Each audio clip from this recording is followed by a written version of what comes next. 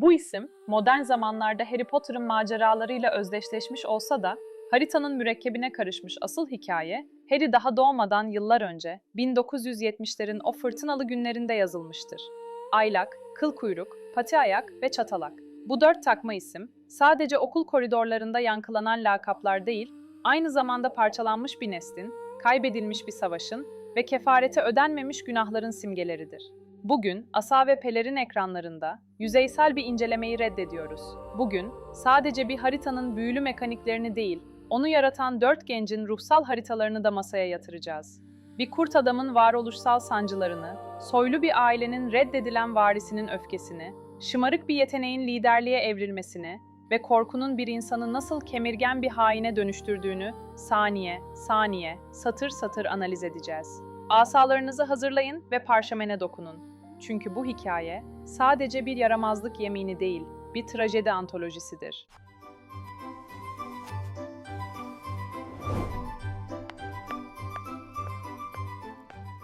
Büyücülük dünyasının tozlu arşivlerinde üzerine ciltler dolusu kitap yazılabilecek, ancak çoğu zaman sadece bir okul aracı olarak görülen nesneler vardır. İlk bakışta herhangi bir büyücü dükkanının hurda sepetinden fırlamış gibi duran, kenarları yıpranmış, zamanın acımasız dişleri arasında sararmış eski bir parşömen parçasından söz ediyoruz.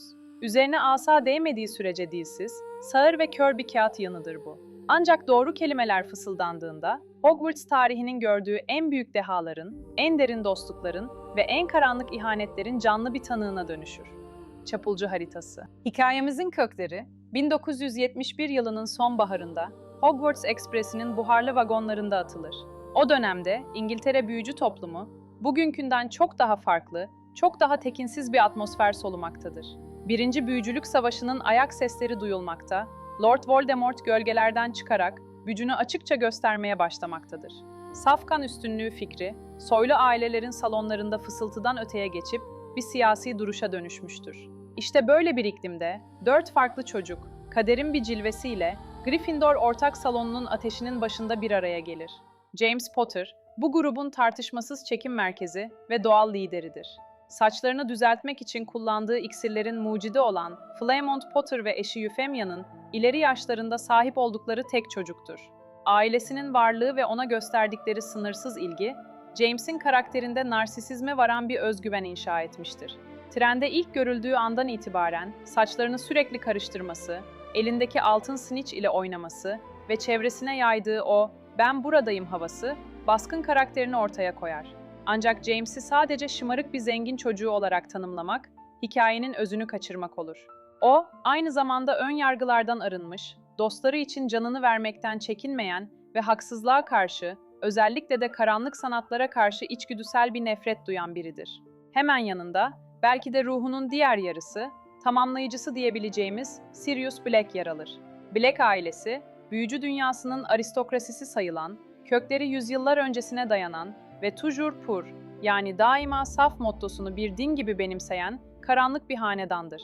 Sirius, bu karanlık tablonun içindeki en parlak, en aykırı ve en tehlikeli renktir. Ailesinin inandığı her değeri, her geleneği, her kutsalı reddeder. Hogwarts'a adım attığı ilk gün, ailesinin yüzyıllardır süregelen Slytherin geleneğini bozarak Gryffindor'a seçilmesi, sadece bir okul binasına değil, bir yaşam felsefesine de geçiş yaptığını gösterir. Sirius yakışıklıdır, zekidir. Ancak içinde ailesinden tevarüs ettiği o asil kibri ve kontrol edilmesi zor, yıkıcı bir öfkeyi de barındırır. James ile kurduğu dostluk, onun için ailesinde bulamadığı ve hasretini çektiği kardeşlik bağının yerine geçer. Grubun vicdanı, aklı, fren mekanizması ve şüphesiz en trajik figürü Remus Lupin'dir. Henüz 5 yaşındayken, babası Lyle Lupin'in Fenrir Greyback adlı vahşi kurt adamı aşağılamasının bedelini o canavar tarafından uykusunda ısırılarak öder. Remus, hayatı boyunca taşıyacağı tedavisiz likantropi lanetiyle damgalanmıştır. Kendini tehlikeli, sevilmeye layık olmayan ve her an patlamaya hazır bir bomba gibi görür. Hogwarts'a kabul edilmesi, Albus Dumbledore'un aldığı büyük bir risk ve gösterdiği eşsiz bir merhamet örneğidir. Remus, sırrının açığa çıkması korkusuyla insanlardan uzak durmaya, gölgede kalmaya çalışsa da James ve Sirius'un o karşı konulamaz, hayat dolu çekim alanına girmekten kendini alamaz. Ve Peter Pettigrew, grubun gölgesi, yancısı ve sessiz gözlemcisi. Yetenek açısından diğer üçünün fersah fersah gerisinde kalan, fiziksel ve zihinsel olarak silik bir karakter. Peter, doğası gereği bir takipçidir. Güçlü olanın yanında yer alarak kendini güvende hissetme ihtiyacı onun en belirgin özelliğidir. James ve Sirius'un popülaritesi, Peter için bir sığınak, bir koruma kalkanıdır. Onlara duyduğu hayranlık zaman zaman bir tapınmaya dönüşür. Ancak bu hayranlığın altında, yetersizlik hissinin beslediği karanlık bir tohum için büyüyen bir kıskançlık ve korku filizlenmektedir. Seçmen şapkanın onu Gryffindor'a yerleştirmesi, belki de serinin en büyük ironilerinden biridir. Şapka onda, Peter'ın kendisinin bile farkında olmadığı ya da belki de sadece yanlış yolda kullanacağı bir cesaret kırıntısı görmüştür. Hogwarts'taki ilk yılları bu dörtlü için birbirlerini tanıma, sınırları zorlama ve okulun kurallarını esnetme süreciyle geçer. Ancak ortada büyük, açıklanamayan bir gizem vardır. Remus Lupin, her ayın belirli dönemlerinde ayın döngüsüne paralel olarak ortadan kaybolur. Mazeretleri çeşitlidir. Hasta annesini ziyaret, teyzesinin hastalığı ya da kendi bitmek bilmeyen sağlık sorunları. Ancak James Potter ve Sirius Black gibi keskin zekalı ve gözlem yeteneği yüksek öğrenciler için bu döngüsel kayboluşların bir tesadüf olamayacağı aşikardır. İkinci sınıflarına geldiklerinde parçaları birleştirirler. Ay takvimi, Remus'un her dönüş sonrası solgun yüzü, vücudundaki taze yara izleri ve kaçamak bakışları. Gerçek, soğuk bir dolunay gecesi gibi önlerine serilir. En yakın arkadaşları bir kurt adamdır. Remus için bu an, en büyük kabusunun, en derin korkusunun gerçekleşmesidir. Arkadaşlarının onu terk edeceğini, okuldan attıracağını, bir canavar olarak yaftalayacağını ve toplumdan izole edileceğini düşünür. Çünkü büyücü dünyasında kurt adamlar, cüzamlılardan farksız muamele görmektedir. Ancak James ve Sirius, büyücülük dünyasının yerleşik ön yargılarına, korkularına ve kurallarına meydan okuyan bir tepki verirler. Sorun senin kurt adam olman değil, sorun bu yükü tek başına taşıman. Dercesine, dostlarını yalnız bırakmayı reddederler. Bu karar, sadece bir duygusal destek kararı değildir. Büyücülük tarihinin en karmaşık, en tehlikeli ve yasa dışı süreçlerinden birini başlatacak olan fitildir. Kurt adamlar, dönüştükleri zaman insan bilincini yitirir ve sadece insanlara karşı saldırganlaşırlar.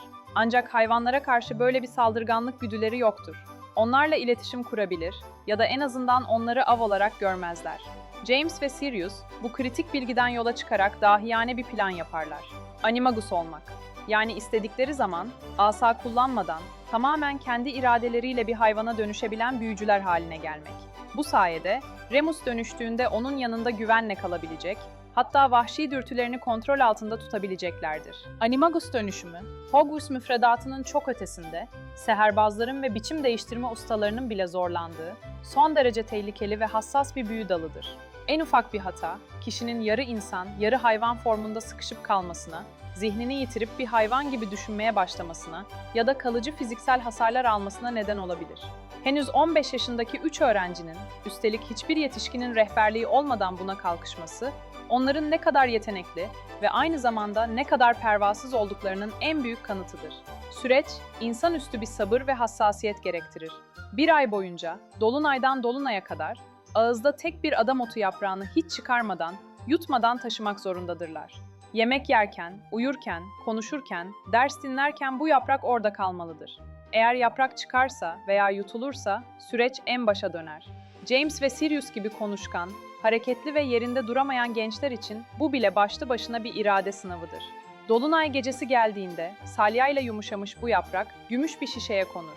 Şişenin içine hiç güneş ışığı değmemiş, insan ayağı basmamış bir yerden toplanan saf sabah çiği, bir ölü kafası güvesinin kozası ve kişinin kendi saç telleri eklenir. Ancak iş bununla bitmez. Karışım hazırlandıktan sonra gökyüzünde bir elektrik fırtınasının çıkması beklenmelidir. Bu bekleme süresi günler, haftalar hatta aylar sürebilir.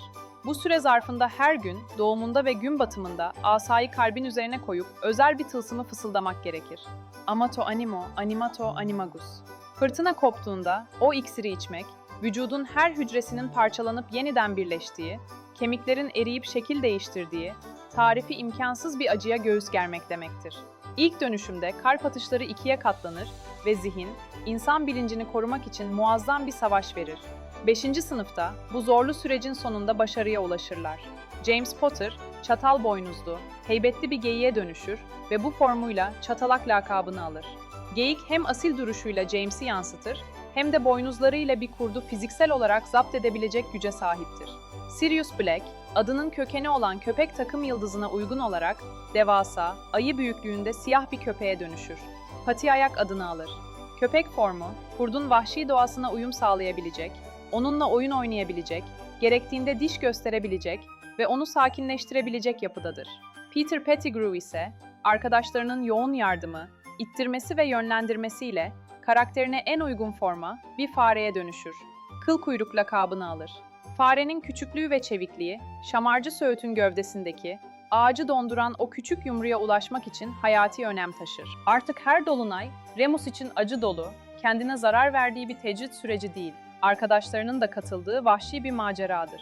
Okul hemşiresi Madame Pomfrey, Remus'u şamarcı söğütün altındaki gizli tünelden geçirip bağıran barakaya bıraktıktan sonra kapılar kilitlenir ve Pomfrey ayrılır. İşte o andan sonra diğer 3 çapulcu, görünmezlik pelerini altında bahçeye çıkar, hayvan formlarına bürünür ve tünelden süzülür.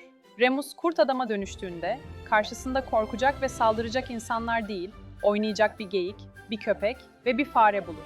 Bu durum, Remus'un kurda dönüştüğündeki saldırganlığını azaltır, zihni daha sakin kalır, kendine zarar verme dürtüsü yok olur. 4 arkadaş, hayvan formlarının verdiği avantaj ve özgüvenle Hogwarts arazisinin sınırlarını zorlarlar. Yasak ormanın derinliklerine girer, Hogsmeade köyünün sokaklarında geceleri dolaşır, kalenin kimsenin bilmediği, mimarlarının bile unuttuğu geçitlerini keşfederler. James'in sahip olduğu ve babasından miras kalan, ölüm yadigarı olduğunu bilmedikleri o eşsiz görünmezlik pelerini de bu keşiflerin en büyük yardımcısıdır. Yıllar süren bu gece gezmeleri, onlara okulun mimarisini, hademe Argus Filch'ten bile daha iyi öğrenme fırsatı verir. İşte bu eşsiz bilgi birikimi, onların en büyük mirasını, çapulcu haritasını yaratma fikrini doğurur. Amaçları sadece okulda yakalanmadan dolaşmak değildir. Aynı zamanda Remus'a yardım etmek, okuldan sonra bile geride efsanevi bir iz bırakmak ve kendilerinden sonra gelecek yaramazlık severlere bir rehber sunmaktır. Çapulcu haritasını sadece parşömen üzerine mürekkeple çizilmiş bir kroki olarak düşünmek, ona yapılacak en büyük hakarettir. Bu nesne, ileri düzey ve karmaşık büyülerin, yaratıcılarının kişilikleriyle harmanlandığı, yarı canlı bir zeka ürünüdür. Haritanın temelini oluşturan büyü, literatürde homunculus büyüsü olarak bilinir. Bu son derece güçlü ve nadir büyü, haritanın Hogwarts sınırları içindeki herkesi anlık ve gerçek zamanlı olarak takip etmesini sağlar. Ancak haritanın en korkutucu ve hayranlık uyandıran özelliği, hiçbir gizleme büyüsüne aldanmamasıdır. Bu, çapulcuların ne kadar paranoyak ve detaycı olduklarını gösterir. Görünmezlik pelerini giyen biri, haritada açıkça bir isim ve ayak izi olarak görünür. Çok özlü iksir içip başkasının kılığına giren biri, haritada gerçek kimliğiyle belirir. Hatta Animagus formundaki bir büyücü bile, haritanın her şeyi gören gözünden kaçamaz. Bu durum, haritanın görsel bir takipten ziyade, şatonun içindeki bireylerin ruhsal imzalarını, büyülü varlıklarını ve özlerini algıladığını gösterir. Hogwarts'ın koruyucu büyüleriyle, özellikle de hayaletlerin ve poltergeistlerin bile yerini saptayabilmesiyle bütünleşmiş çalıştığı düşünülmektedir. Haritanın yaratım süreci, çapulcuların sadece yaramazlık peşinde koşan serseriler olmadığını, aynı zamanda akademik olarak ne kadar parlak olduklarını da kanıtlar. Henüz öğrenciyken böyle bir nesneyi yaratabilmek, Hermione Granger seviyesinde, hatta belki pratik zeka ve yaratıcılık olarak onun da ötesinde bir büyü hakimiyeti gerektirir. Harita, 7 katlı şatonun tamamını, her sınıfı, her koridoru, her merdiveni, merdivenlerin değişim rutinlerini ve Hogsmeade'e giden 7 gizli geçidi en ince detayına kadar gösterir. Bununla birlikte harita, yaratıcılarının karakterini de taşır. James'in kibri, Sirius'un alaycılığı, Remus'un zekası ve Peter'ın sinsiliği, haritanın büyülü kodlarına, adeta DNA'sına işlenmiştir. Harita, onu kullanmaya çalışan kişiyle etkileşime girebilir. Özellikle Severus Snape gibi, çapulcuların nefret ettiği kişilere karşı özel savunma mekanizmaları vardır. Yıllar sonra Snape haritayı ele geçirip sırrını çözmeye çalıştığında, harita ona yaratıcılarının ağzından, kişiliğine özel ve can yakıcı hakaretler yağdırarak kendini korumuştur. Monsieur Aylak, Profesör Snape'e saygılarını sunar ve o koca burnunu başkalarının işine sokmamasını rica eder cümlesi, sadece bir hakaret değil, haritanın içindeki zekanın ve geçmişin yankısının bir yansımasıdır. Kullanım mekanizması da, çapulcuların felsefesini özetler niteliktedir. Haritayı aktif hale getirmek için asayı dokundurup, tüm ciddiyetimle yemin ederim ki, hayırlı bir şey düşünmüyorum, demek gerekir. Bu, haritanın sadece kuralları yıkmaya cesaret eden, otoriteye baş kaldıran kişilere açılacağının bir göstergesidir. İş bittiğinde ise yaramazlık tamamlandı diyerek harita silinir ve sıradan bir parşömene dönüşür. Bu da haritanın yanlış ellere, özellikle öğretmenlerin ve idarecilerin eline geçmesini engelleyen basit ama son derece etkili bir güvenlik önlemidir. Haritanın ve çapulcuların tarihini incelerken, grubun karanlık yüzünü ve Sirius Black'in pervasızlığını gösteren Şamarcı Söğüt olayına değinmemek olmaz. Severus Snape, öğrencilik yıllarında Remus Lupin'in her ay nereye kaybolduğunu çözmeye takıntılı hale gelmiştir. Çapulcuları takip eder, açıklarını arar. Bir akşam, Sirius Black'in kışkırtması ve tehlikeli şakasıyla karşılaşır. Sirius, Snape'e tüneli geçmek için Şamarcı Söğüt'ün gövdesindeki yumruya dokunması gerektiğini söyler. Bu, bir şaka değil, potansiyel bir cinayet girişimidir. Çünkü tünelin sonunda, tam dönüşüm halinde, kontrolsüz ve öldürücü bir kurt adam beklemektedir. James Potter, Sirius'un ne yaptığını ve Snape'in tünele girdiğini fark ettiğinde, tereddüt etmeden hayatını riske atar. Tünele koşar ve Snape'i kurt adama ulaşmadan son anda geri çeker. Snape, o gece tünelin sonunda Remus'u kurt formunda görür. Dumbledore, Snape'e bu sırrı saklaması için yemin ettirir. Ancak bu olay, Snape'in çapulculara, özellikle de hayatını kurtardığı için kendisine bir can borcu yükleyen James'e olan nefretini körükler. Snape için James artık sadece bir zorba değil, aynı zamanda nefret ettiği bir kurtarıcıdır. Bu olay, yetişkinliklerinde yaşanacak gerilimlerin temel taşıdır. Çapulcuların okul yılları sona erdiğinde, harita onlarla Hogwarts'tan ayrılmaz. Bu konuda kesin bir bilgi olmamakla birlikte, haritanın muhtemelen son yıllarında bir dikkatsizlik sonucu ya da belki de Sirius'un aşırı güveni yüzünden Argus Filch tarafından ele geçirildiği tahmin edilmektedir. Filch, büyüsü olmayan bir kofte olduğu için haritayı asla çalıştıramaz, sırrını çözemez. Ancak onun sıradan bir kağıt parçası olmadığını, tehlikeli bir büyülü nesne olduğunu hissederek odasındaki meşhur, müsaade edilen eşyalar ve çok tehlikeli olanlar çekmecesine kilitler. Harita, yıllar boyunca o karanlık çekmecede, toz ve güve kokuları arasında yeni sahiplerini bekleyen bir hazine gibi sessizce uyur. Onun yeniden gün yüzüne çıkışı, çapulcuların ruhani mirasçıları sayılabilecek, okulun gördüğü en büyük şakacılar olan Fred ve George Weasley sayesinde olur. İkizler, henüz 1. sınıftayken bir yaramazlık sonucu Filch'in odasına götürüldüklerinde o çekmece dikkatlerini çeker.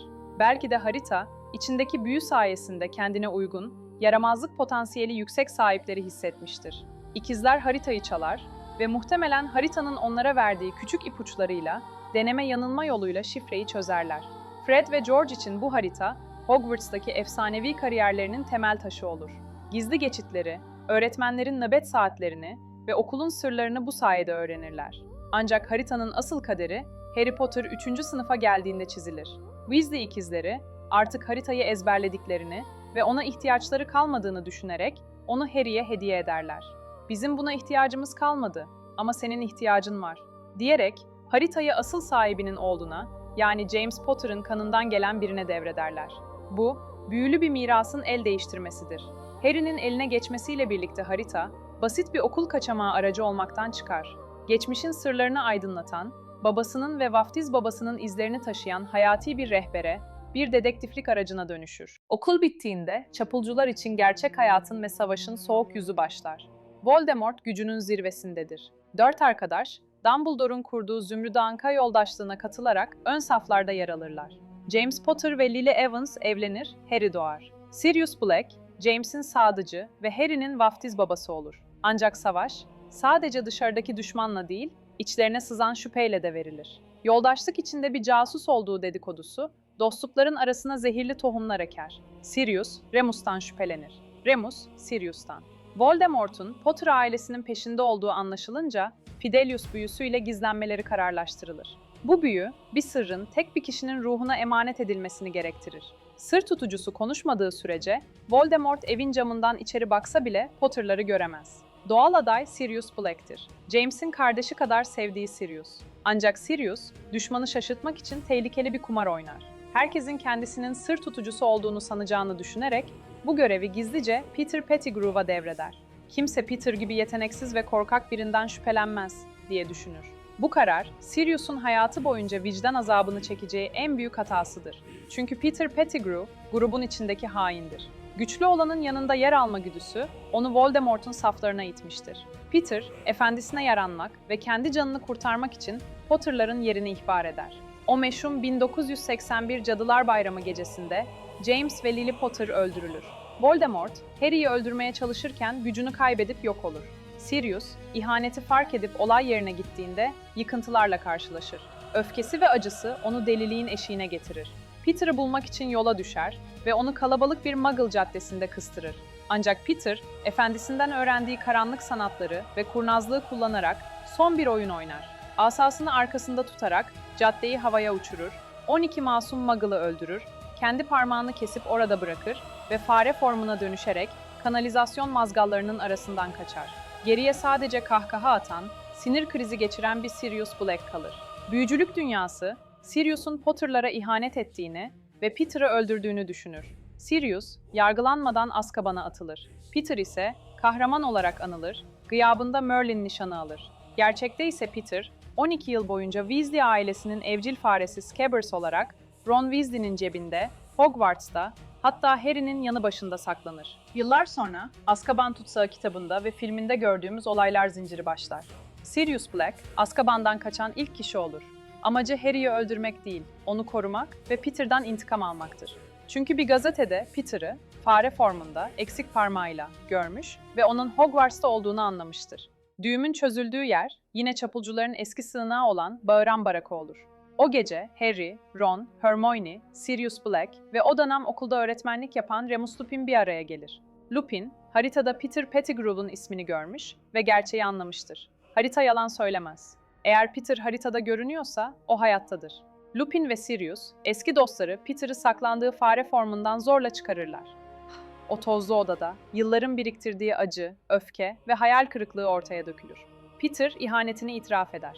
Harry, babasının en yakın arkadaşlarının aslında birer kahraman olduğunu, asıl hainin ise o zavallı fare olduğunu öğrenir. Sirius bir katil değildir. O, Harry'nin ailesidir. Ancak kaderin cilvesi bitmemiştir. O gece dolunay vardır. Lupin, yaşanan karmaşada kurt boğan iksirini içmeyi unutmuştur. Dönüşüm başladığında kaos çıkar. Peter bu karışıklıktan faydalanarak tekrar fareye dönüşüp kaçar. Peter'ın kaçışı, Sirius'un masumiyetini kanıtlayacak tek delilin yok olması demektir. Sirius, ruh emicilerin öpücüğünden, Harry ve Hermione'nin zaman döndürücüyü kullanmasıyla kıl payı kurtulur. Ancak yine kaçak hayatı yaşamaya mahkum olur. Çapulcuların hikayesi mutlu sonla bitmez. James, 20'li yaşlarının başında, hayatının baharında, asasını bile çekemeden öldürülür. Sirius, hayatının en güzel yıllarını Azkaban'da çürüyerek geçirir. Kaçtıktan kısa bir süre sonra Esrar Dairesi'nde Harry'yi korurken kuzeni Bellatrix tarafından öldürülür ve tülün arkasına düşer. Peter, ihanetinin bedelini yıllar sonra Harry'ye bir anlık merhamet gösterdiği için Voldemort'un ona verdiği gümüş el tarafından boğularak öder. Remus Lupin ise hayatı boyunca taşıdığı dışlanmışlık ve yalnızlığın ardından Hogwarts Savaşı'nda eşi Tonks ile daha iyi bir dünya uğruna savaşırken hayatını kaybeder. Geriye kalan tek somut miras, o eski, yıpranmış parşömen parçasıdır. Çapulcu haritası, yaratıcılarının zekasını, dostluğunu ve yaramazlık ruhunu sonsuza dek yaşatır. Harry, haritayı kullanmaya devam eder. Yıllar sonra, Rowling'in de belirttiği üzere, Harry'nin oğlu James Sirius Potter, haritayı babasının çalışma masasından yürütür. Bu, döngünün tamamlandığının göstergesidir. Harita, ait olduğu yerde, yaramazlık peşinde koşan bir Potter'ın elindedir. Çapulcular kusursuz değillerdi. Kibirliydiler, zaman zaman zalimce şakalar yaptılar, kuralları hiçe saydılar. Ancak birbirlerine olan bağları, Remus için yaptıkları benzersiz fedakarlıklar ve karanlığa karşı duruşları onları unutulmaz kıldı. Haritaya her dokunulduğunda, hayırlı bir şey düşünmüyorum denildiğinde, o 4 gencin kahkahaları Hogwarts koridorlarında yankılanmaya devam edecektir. Bir sonraki hikayede görüşmek üzere.